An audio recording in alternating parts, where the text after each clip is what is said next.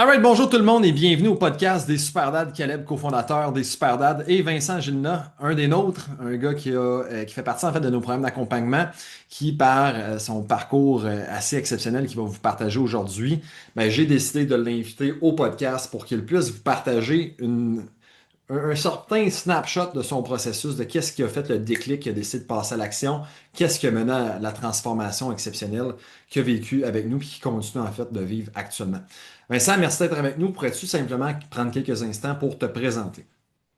Yes, ben Vincent, écoute, là, je suis à Rimouski, je suis résident depuis plus de 15 ans. Je viens de la Mauricie de Trois-Rivières.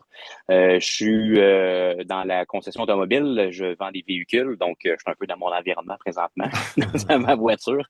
Puis c'est pas mal ça, là, j'ai rejoint les Spurdad, là, ça fait 8 mois de ça, c'est en octobre, si je me trompe pas, l'année passée, en 2024. C'est ça. Puis je suis Puis rendu là. pourrais-tu nous parler un peu de ta sphère familiale, femme, enfant, et ainsi de suite? Oui, ben c'est ça. J'étais avec ma conjointe, on est mariés depuis COVID, depuis 2020. Maintenant, là, ça va faire 11 ans qu'on est ensemble. J'ai un enfant, un petit garçon, Victor. Il va passer les 11 mois dans quelques jours. Ça change une vie, hein, un enfant, comme ils disent.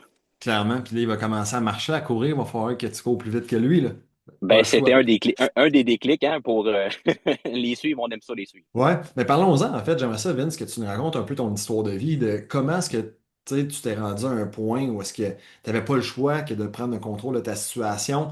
Explique-nous un peu là, comment est-ce que tu t'es rendu jusqu'à cet aspect-là, un moment dans ta vie où est-ce que tu pèses 290 livres, tu n'aimes pas ce que tu vois, puis tu sais que tu dois changer. Ben oui, écoute, quand j'étais plus jeune, j'étais un gars quand même assez actif, quand même sportif. J'ai toujours me suis toujours un petit peu entraîné. J'ai fait du football au secondaire.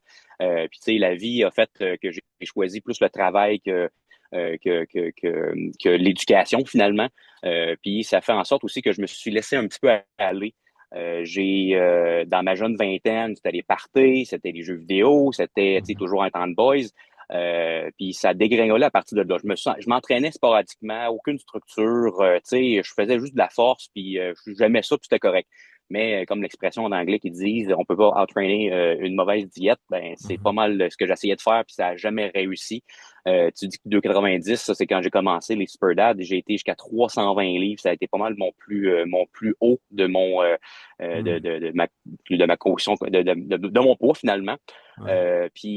C'est ça, c'est pas mal, c'est 10 ans de mauvaises habitudes. Ouais. Tu sais, Mais quand tu étais dans cette situation-là, par curiosité, parce que tu sais, je le vois souvent des anciens sportifs, surtout des joueurs, tu sais, moi j'ai joué au rugby, joueur de football, c'est quasiment comme une bonne affaire que tu sois en surpoids, que tu sois pesant, tu une bonne charpente. Est-ce que quand tu pesais 260, 80, 90, 300, tu montais, tu le réalisais ou est-ce que tu étais un peu dans le déni face à ta situation? complètement dans le déni. Écoute, pour moi, j'étais quand même pas pire. Le monde me disait, hein, ça se peut pas que tu pèses 300 livres et plus, tu le portes bien. Moi, j'haïssais ça, ça me venait me chercher ça. Hmm. Porter bien, là, c'était quelque chose ça m'insultait pas parce que, tu sais, je paraissais quand même d'un gars bien, mais, tu sais, je le vois aujourd'hui avec la différence que j'ai avec le 75 livres que j'ai perdu depuis le plus lourd, là. Ouais. J'ai même, ben, écoute, je me regarde dans le miroir aujourd'hui, j'arrive à regarder des photos de moi aujourd'hui, j'ai de la misère à me reconnaître. J'ai fait 10 ans d'abus Ouais. de mauvaises décisions. Là, je commence à faire enfin les bonnes décisions, puis j'ai de la misère à me reconnaître, imagine-tu. Ouais. Puis comment est-ce que tu te sentais là, à 320 livres? C'était quoi les répercussions? Parce que, OK, tu te faisais dire que tu n'étais pas si mal, tu étais une personne qui était sportive, qui était active par le passé, mais en dedans de toi, là, ce que tu voyais dans le miroir, la manière que tu te sentais, puis maintenant que tu n'es plus dans cette situation-là, là, tu as vraiment la capacité de faire la distinction, mais en toute transparence, c'était où à ce moment-là? Non, j'étais pas bon. J'étais pas à la bonne place. J'étais toujours, je courais après l'état second. Tu sais, j'aimais beaucoup ça, l'effet de l'alcool, j'aimais beaucoup ça, l'effet de certaines drogues aussi. C'était toujours à but récréatif, mais tu sais, j'avançais pas dans la vie. J'ai plus l'impression d'avoir aucune structure, j'étais pas bien dans ma tête, j'étais pas bien dans mon corps, j'étais pas bien nulle part. Hum. Qu'est-ce qui a été le déclic? Ou est-ce que tu t'es dit, faut que ça change? Ben, un peu avant la naissance de mon garçon, j'ai tombé malade un peu, j'ai perdu du poids, mais pas de la bonne manière. Puis tu sais, je me suis dit, il faut que je continue ça. J'ai passé de chemin de 320 livres à 290. J'ai dit, il faut que je continue. J'avais passé la barrière psychologique des 300 livres. Je me suis dit, quand j'étais plus jeune, début vingtaine, jamais je vais dépasser 300 livres. C'est juste c'est juste des personnes qui font pas attention, ça n'a pas d'allure. Je peux pas aller là. J'ai été là, puis je me dis, ah, c'est pas si pire quand même, mais c'est ça. C'est des pas si pire. Je voulais plus que ce soit mon guide de vie. Je voulais Mhm. avoir quelque chose de droite, de structuré, je vais avoir une raison pour être le meilleur de moi, d'avoir la meilleure version de moi-même. Ça a été même dans mes vœux de mariage, puis que j'ai complètement passé à côté finalement, être la meilleure version de moi-même. Puis ça, là, je me suis dit, là, c'est le temps de bouger. Je m'étais inscrit sur les réseaux sociaux. J'avais vu justement le groupe passer des Super Dad. Il y a des amis qui avaient liké ça. J'avais vu Coach Guy qui avait parlé de recettes. Là, à un moment donné, là, Mhm. inscris-toi ici pour avoir un guide de recettes. Je me dis, ah, ça m'engage à rien, un guide de recettes. J'aimerais ça réduire un peu le restaurant. Ça n'a pas de bon sens. Je fais 3, 4, 5, 6 fois restaurant par semaine. Les Mhm. DoorDash de ce monde, j'ai probablement cofondé un peu là, avec monétairement parlant cette application-là. Fait que, ben, c'est ça. OK. Puis là, maintenant, dans le fond, tu es rentré un peu avant d'être chez les Superlads, tu pesais 320, après ça, tu es descendu à 2,90. Tu as commencé avec nous autres à 2,90, tu te sentais pas bien dans ta peau, tu n'avais pas ce que tu voyais dans le miroir, tu manquais d'énergie, tu n'avais pas de direction. Aujourd'hui, dis-nous, où est-ce que tu en es avec ton avancement? Combien tu pèses? Puis c'est quoi ta nouvelle réalité aujourd'hui? Ben là, j'étais à 245 livres. Je suis presque fini mon engagement initial. Je voulais, moi, dans ma vie, ça va être 220 livres. Je pense que c'est une bonne cote pour moi. J'ai quand même une certaine carrure. J'ai une bonne masse musculaire actuellement. Où c'est que je suis rendu avec une structure de vie. C'est pas juste l'entraînement, c'est pas juste une meilleure alimentation, c'est euh, au niveau de plein de sphères de vie. Tu sais, oui, je suis rendu un père, j'ai d'autres styles de responsabilités, mais j'ai aussi la responsabilité de léguer une héritage qui va faire en sorte que ma famille va se porter bien, en santé. Je voulais pas juste être, tu sais, être une personne de référence, je veux être un leader. C'est ça qui me manquait dans ma vie. Je l'ai toujours été de manière professionnelle. Tu sais, j'ai été à plusieurs postes dans ma vie jusqu'à la direction. Mais je veux transmettre ça aussi à mes enfants. Je veux que ma blonde me regarde, ma femme me regarde en disant que wow, il a accompli quelque chose puis elle est fière de moi. Même chose pour mon enfant. Je sais, avec des yeux d'enfant, il va voir leur père, peu importe ce qu'il fait, comme une belle référence, mais je veux vraiment faire une différence dans sa vie. That's it.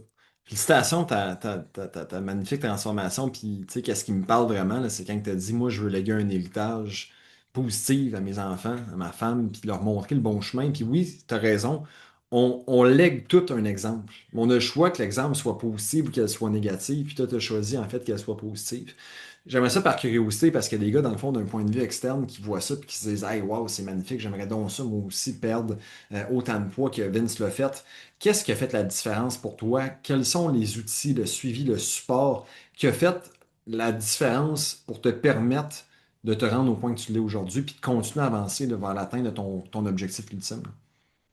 Ben, c'est la structure. Honnêtement, là, la structure et les comptes à rendre. Le fait que j'aille un compte à rendre tout le temps, il y a quelqu'un qui va me suivre avec moi, qui va me dire, Vincent, y a quelque chose qui marche pas? Est-ce qu'on peut t'aider? Est-ce que, tu sais, c'est la main que les Superlads m'ont tendue au travers de tout ça. Il y a tellement de guides, tellement de ressources. Tu as une question, c'est sûr qu'il va être répondu, sans parler de la communauté, évidemment, qui sont là pour nous aider. Il y a plein d'autres dads comme moi qui sont dans la même situation, que ce soit pas juste la perte de poids, que ce soit aussi un support psychologique. Je pense que c'est important, ça. On en parle beaucoup de la santé mentale, surtout actuellement, au mois de juin, que Mhm. c'est le mois de ça. Mais je pense que cette aide-là, faut aller la chercher, faut arrêter de remettre à plus tard. Moi, les choses que j'ai remis à Vincent dans le futur, oh mon Dieu, tu imagines même pas la liste qu'il y avait de choses à faire, mais c'était fini. Je me suis dit du jour au lendemain, quand j'ai rejoint Esperlad, c'est là que je le fais.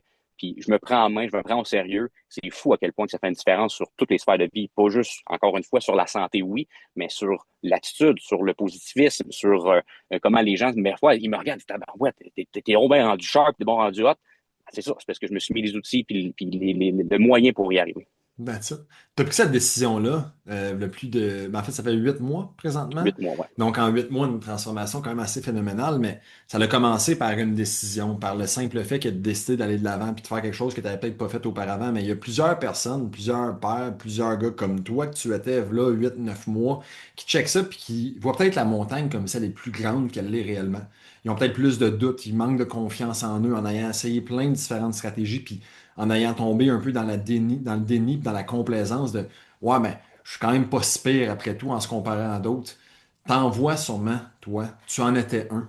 Qu'est-ce que tu dirais à ce père de famille-là qui se met de côté, qui s'oublie, qui s'en va dans la mauvaise trajectoire, puis qui est en train de léguer cet héritage-là à ses enfants? Ben, c'est surtout de trust the process parce que la mission est simple, mais est difficile. C'est pas facile de faire ça. Ça prend beaucoup d'efforts, ça prend beaucoup de motivation puis de discipline. La motivation, j'en parle beaucoup avec les gens autour de moi. C'est toujours le kickstart pour commencer. Après ça, ça te prend une discipline pour conserver cet élan de motivation-là. Donc, trust the process, fais confiance au processus, puis donne-toi les efforts faut que tu fasses des efforts. Faut que tu te lèves, faut que tu te dises, j'ai une mission à faire. Raccourcis tes objectifs, mets-toi à plus court terme. Qu'est-ce que je peux faire aujourd'hui? Qu'est-ce que je peux faire cette semaine pour faire une différence? Puis là, présentement, au début, je chutais énormément à mon poids. C'est sûr que ça allait vite. J'avais beaucoup de gras à perdre. Là, j'en ai un peu moins, évidemment. Tu sais, je perds une livre par semaine maximum. Je perds 0,1% de gras par-ci, par-là. Mais c'est ça, c'est de continuer, c'est de jamais abandonner parce que c'est les petits efforts qui font toute la différence sur le long terme. That's it. Vince, écoute, rien de plus à dire. On dirait quasiment que tu es rendu un coach comme nous autres. Fait qu'encore une fois, félicitations pour ton cheminement. On va se revoir dans une rencontre de coaching prochainement, puis on a hâte de voir ce que le futur te réserve. Merci encore, Vince. Merci, coach. Arrête. Ciao tout le monde. À la prochaine.